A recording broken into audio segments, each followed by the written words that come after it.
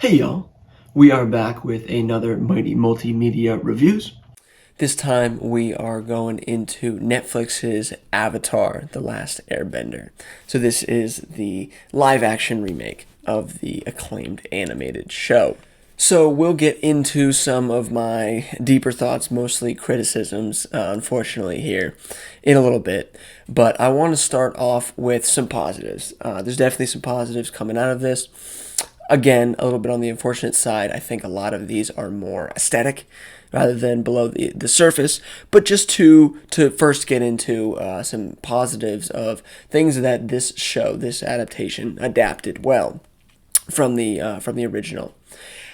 Again, aesthetically, I think the Avatar state, when it came up, looked great. There's just a certain power behind it that you need, and maybe even translate it a little bit better into this live action version. The Kyoshi Warriors, their costumes specifically, looked really good, I think. That could be relatively tough to adapt. Some stuff could be lost in translation, but I think they just looked particularly good. The North, when we got there, up to that place at the end of this first season, I guess, hopefully, of more. Still hopefully, so that shows you something about how much I liked it. I think that all just looked fantastic. A lot of it was taken right out of the story, but at least from a comparison to the first attempted movie remake of Avatar in some way, it looks a lot better. And then speaking of that remake, bending looked pretty solid in this. I don't know if you remember from that M. Night Shyamalan one, but it was just all of these different hand movements that they were doing, and it took forever just to make like a rock move, which is not how Avatar works. First of all, it's a lot more fluid and fast paced, and that slow pace really just kind of made everything wonky in there and a lot less believable. I think they fixed that problem here. So that's something to check off the box. It was probably obvious. That was a big gaping hole in the first one, so it needed to be done, but it was done. I think they got the Zuko and Iroh relationship down pretty well. That's a hard one, and that's a really core one to the story of Avatar. It's fraught, and it's this kind of father son relationship, but it's not a father. There's just a lot going on. They're on the run, different circumstances, and Iroh goes from funny to serious. They both go from funny to serious in the blink of an eye, some way, and that's hard. But I think they did a pretty good job here. And then lastly, just throwing it out there, they included the secret tunnel song. They tweaked it a little bit, not incredibly high on that. It used to be, really, the original was really fast paced and everything, and this one was kind of slowed down, a little bit more folky, and it didn't really serve any purpose in the story for the most part. But I loved how they put it in. They recognize its importance. I think so many kids and adults alike who have watched this show love that Secret Tunnel song. It's not even that long, right? It's like, it's like 30, 45 seconds. But it's just ingrained in our memory. They knew they had to play it, and they delivered. Now that we have talked about some things that they have adapted well, right, taken from the original, I want to talk about some things that they changed from the original. It's an adaptation. That's where we're going to get into. It only makes sense. And me using all this knowledge that I have in my head, put it to good use because I have it. So let me share it. There are some bad things that change here, at least in my opinion. So again, we're going to start with the positives here. So still, everything's going well so far. Everything's peachy. Starting off with the good things that were changed. They showed a lot more in this adaptation. The horror, the genocide, just actually what happened to the air nomads. We didn't really see that in the animated show. It makes sense. It was very violent. You could see the violence in here. People getting roasted alive, and it was a genocide. We know it was a genocide. The show tells us that Aang is the last Airbender after all, but to really see it, I think kind of really dug it in a little bit more. You really felt it for these people even before you knew any of the characters and knew what was going on. You could just feel the horror, the war felt realer, more in your face. We spent more time with Monk Yatsu. I think that's awesome. That's Aang's mentor, kind of closest friend, I suppose you would say, at the Air Temples. he was the one who told him that he was the Avatar. So there's a lot there. He died very abruptly with the other ones. There's a few flashbacks in the show. But in this one, we saw him fighting back against the Fire Nation, and we saw this great scene where Aang met him in the spirit world. Again, these just little tweaks that aren't changing the overarching story, but are just sort of adding depth, emotion, and everything to that. I think those were all really good. There's another little piece. To be honest, you could probably have inferred it from the show, but it definitely wasn't explicitly stated. And that was that Ozai used Zuko to build up and strengthen Azula. Basically sacrificed and cast his son aside in favor of his daughter and making her, the ultimate weapon, which she is. She's the lightning bend. I think there are some people who had lightning bend in the past, but there's not a lot, at least in the time that we're there. She's a monster, right? Both, power wise and in the head. But I always kind of had that question. I get it that Fire Lord Ozai is, he's a fascist, first of all, I guess, right? But he's a person who, Darwinian, maybe you want to call him, right? He favors the strong survive. And he, when his son speaks out, he burns his face and then banishes him. It seems really hardcore. There's this whole thing with the mother that makes a little bit more explanation. I get it. But there seemed to be a little bit of a piece missing there. Why would this person just cast off their son? He's supposed to be the next Fire Lord, after all. What the hell? So I think this is a good little tweak. It doesn't take a lot. It just tweaks it a tiny little bit. We'll talk about Azula and Ozai in a little bit. It's something a little more negative. But I think that this was a really good idea. It probably could have been held off, and it could have been kind of exposed a little bit later on in the line, but just as some character motivation for really everyone going involved. Why Ozai did what he did, why Azula kind of is what happened to her and her mindset, and then Zuko, his kind of mind breaking. And in the second season of the Avatar show really starts Zuko's growth and transformation. So this is a great piece to push him towards that as well. And the last change that I think was not only good above these other ones, but absolutely brilliant, was the introduction of the storyline behind the 41st. Go watch the show if you haven't. I'm spoiling everything here, but this is a little bit of a twist, just to warn you. So when the war council meeting that Zuko goes in, speaks out, and then eventually gets to fight his father for and gets banished and everything, in that he saved or wanted to save a unit that was going to be sacrificed in the name of some strategy for, I think, fighting the Earth Kingdom. It was the 41st Legion. And then later on, it found out that although these people really didn't like Zuko, they didn't respect him. It was his crew that we see him in modern day. It turned out that they are the 41st. That Ozai said, take your 41st if you care about them so much on your banishment. Iroh gives a really good kind of little speech there when he tells the Zuko's captain of his crew, and they find that and they salute Zuko, have this all respect or whatever. It really brings home the good that is in Zuko. It really makes an interesting relationship with Zuko and his crew here. Although we probably won't see him again. You don't really see him again in the show. So that might be a little bit of a waste. But just that moment was really special. I really thought that was an amazing writing. And again, something that doesn't change everything, but just adding some emotion and depth and complication. Not quite getting into bad territory here. I'm sticking with the changes. So these are like changes that were meh. It didn't really matter that much. I have two of them.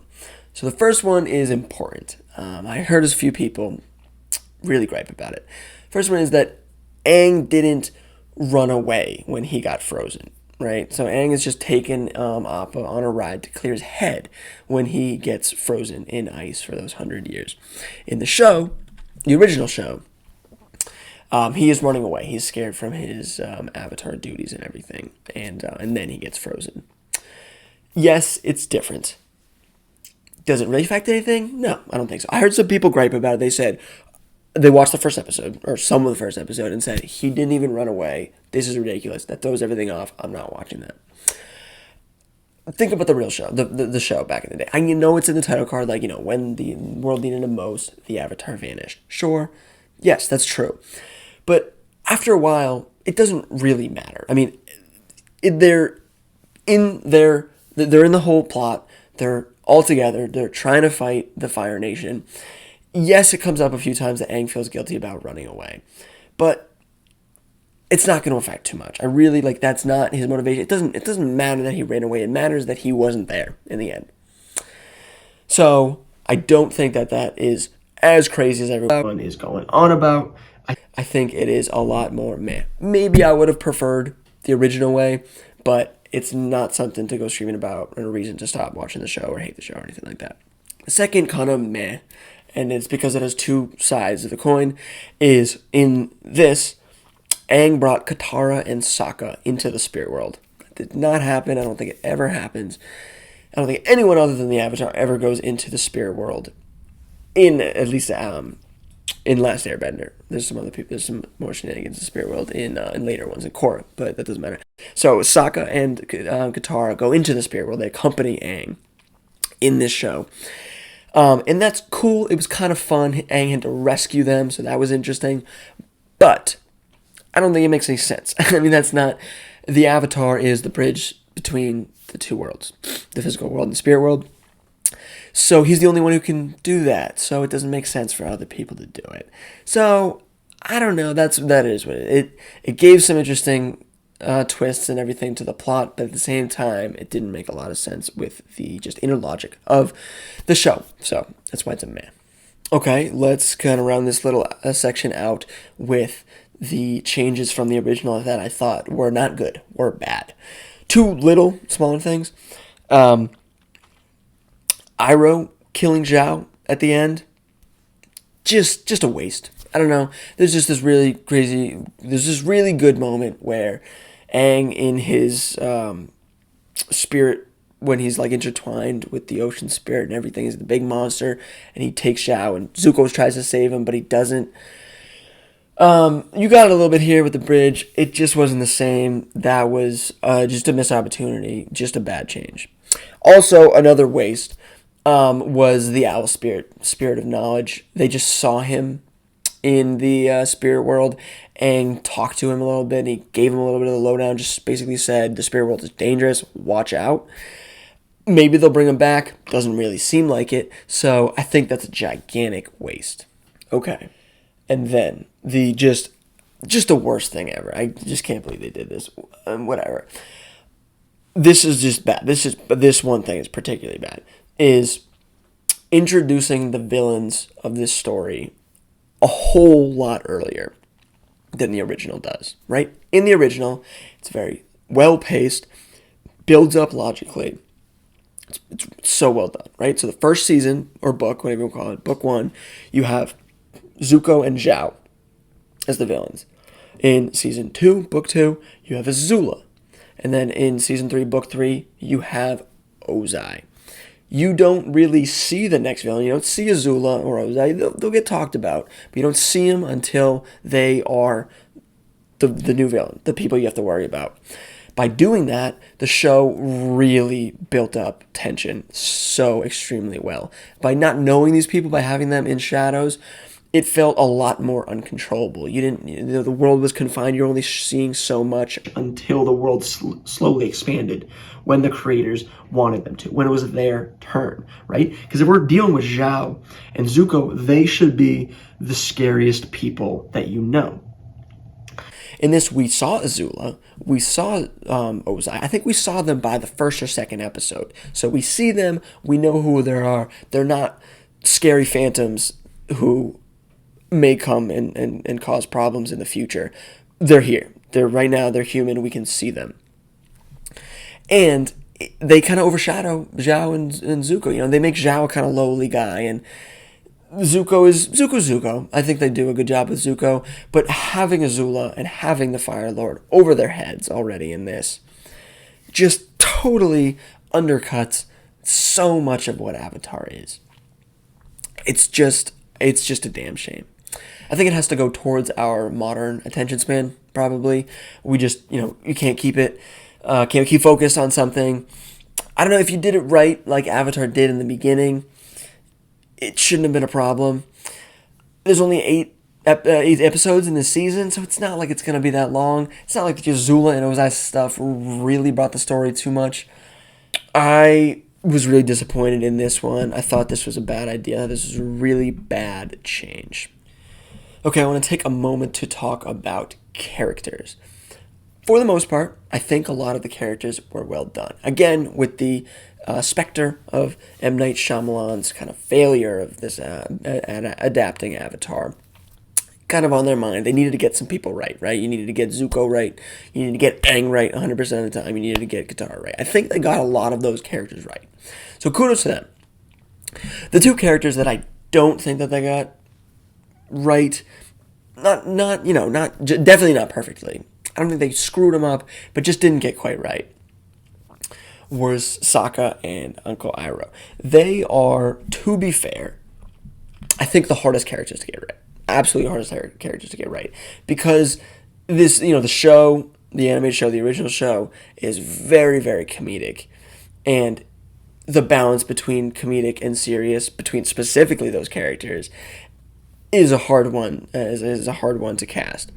For Sokka, I guess taking them one in turn, right? Sokka, just most of the comedy just didn't land, just at all. I mean, Sokka is hilarious in the original, and he just wasn't here. I do think that you saw some of his leadership, some of his tactical mind, some of his engineering, all of that kind of stuff that shone through, which is good. You could see it deliberately. They were picking and choosing stuff that they wanted to see this, and just overall, it's a more serious take. It's a more mature take of this story, so some of the jokes aren't going to be there. And to be honest, I can't really put a finger on it. It just wasn't exactly Sokka. And, of course, I want the Sokka from the original. But I just think there was some core things that were missing here. And then for Iroh, he just felt a lot more cold-blooded and like an angry old man than he is supposed to be. You saw his jolly side every once in a while. You certainly saw his wisdom at certain times. It's shown through, but it just wasn't there. It just wasn't exactly in place where it needed to be. Iroh is probably the best character in the entirety of Avatar. So the actor looks good. I think he's doing a really good job. I think the material is just not quite there.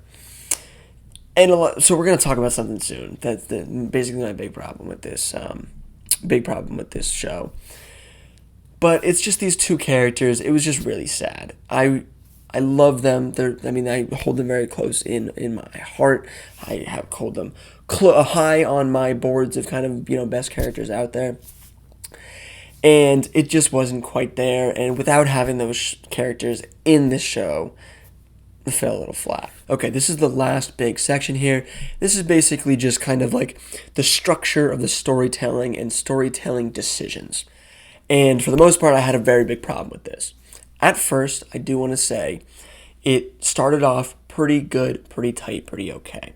So there was a few things that I thought were good, right? And specifically, I was like, wow, they're doing a really good job cutting out the fluff and just giving us exactly what we need for the base of the story, which is what you need to do, because whatever they're doing, even though these episodes are bigger, it's going to be more serious and everything, so you're going to have to cut out some stuff.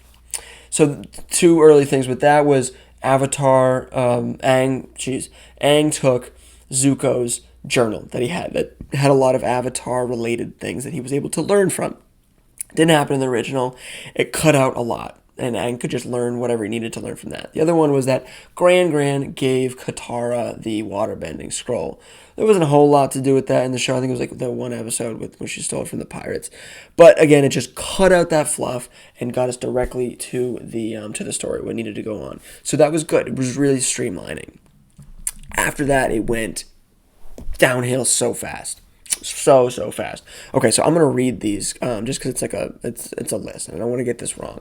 So that was because this is kind of what it is. The first two episodes was just the beginning, the beginning of Avatar, right? Finding him, whatever, Zuko, blah blah. We're escaping, and And it's easy. That's how it is. That's iconic. You have to do it, right? After that, so episode 3 and 4. These are comparing it to episodes. So the episodes of this show to episodes in the original. So episodes of 3 and 4 of this show covered the Omashu episodes. There's a few episodes in the original. The Mechanist episode moved him to Omashu from the, I think it was a Western Air Temple. Jet and his group moved him from wherever they were to Omashu.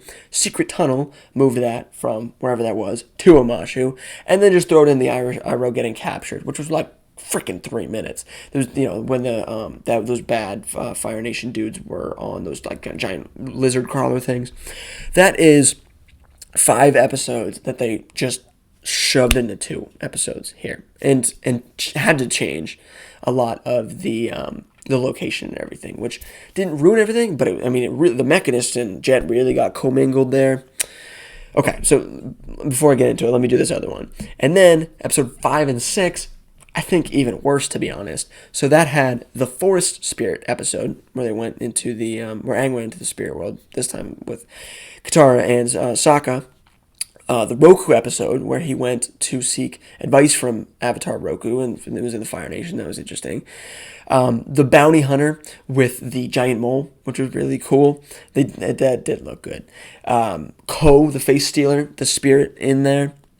Zuko's backstory, which I don't think is a whole episode in itself, but still just an important piece. And the Blue Spirit episode. All those 6 episodes were shoved into 2 episodes in this. I know they're longer, but it was just, everything was just messed up. So they really tied up the Forest Spirit, and then which brought them to Ko, the Face Stealer, which then brought Aang to Roku, which then got him captured, which then went to Zuko, went to the Blue Spirit. So it really commingled, that really messed stuff up there. This was my big problem with this show. It just shoved everything in there. So you're thinking, right, and it ended well too, which is interesting, right? The first 2 episodes were the beginning at the South Pole. The last 2 episodes were the end at the North Pole. And the M. Night Shyamalan's movie did the same thing, right? They got that pretty well. They got the end pretty well. And then the beginning was just like, I'm juggling too many things here. I don't know what the hell's going on. This did it better than the M. Night Shyamalan. This is better, but a large part, because they just had more time, they were able to do more episodes. But because they had so much more time, I think they could have done even better. I think they could have been super streamlined, and you really could have just picked and chose the very best stuff, the stuff that you needed. I'm not here. I don't know exactly how you do that, so I'm really not gonna throw my ideas out here. But there was definitely a way to cut out even more fluff and make it even more streamlined. I wish they just picked the best stuff and focused on that, rather than trying to cover so much. There was even this one part, I think, where they ripped off 3 little nods to stories. I think it was the Desert Pass, the Pirates, and something else, where it was just someone in the bar was talking about the things the Avatar has done. You could have covered it with more of that. That was fine. That's just the big problem I have with this show. With that being said, it's this big problem with the show creates what I think is the best effect of this adaptation. The best effect of this adaptation is that it is an amazing commercial for the original show. At its core, at the end of the day, that's what it does. And I'm sure that's what it has done to so many different people watching the show who have seen the first one, I guess, right? That it will be interesting. I've asked some friends who haven't watched it, the original show, to watch that. I do want to see their reaction, their opinions there. But it's basically just trimming this stuff down and making a weird ghost shadow of the original show, with a lot of things that you remember that you like, but just not done as well, and missing a lot of things that you just want to I want to go back and see this. And it kind of was just pissing me off at the end of the day. Unfortunately, I was just, it was just over and over again. I was like, I really just want to go back and watch the old show at this point, because that is one of the best shows of all time, visually, character, story, everything is just world building, fantastic. And it's a little tiny insulting, to be honest. At the very least, it just kind of takes you off into the point where you wanna go back and revisit that, which is not terrible, because if you want people to go watch the other show, you can do that too. But it's just the nature of adaptations. Something that is so good already in its past form is not a candidate for an adaptation. Unfortunately, I've talked about this before. I'm kind of against remakes for most. Yeah, I guess we're talking about remakes and adaptations are a different thing, right? That's important. Remakes, because this is a remake. I know it's a different format, but it's still a remake.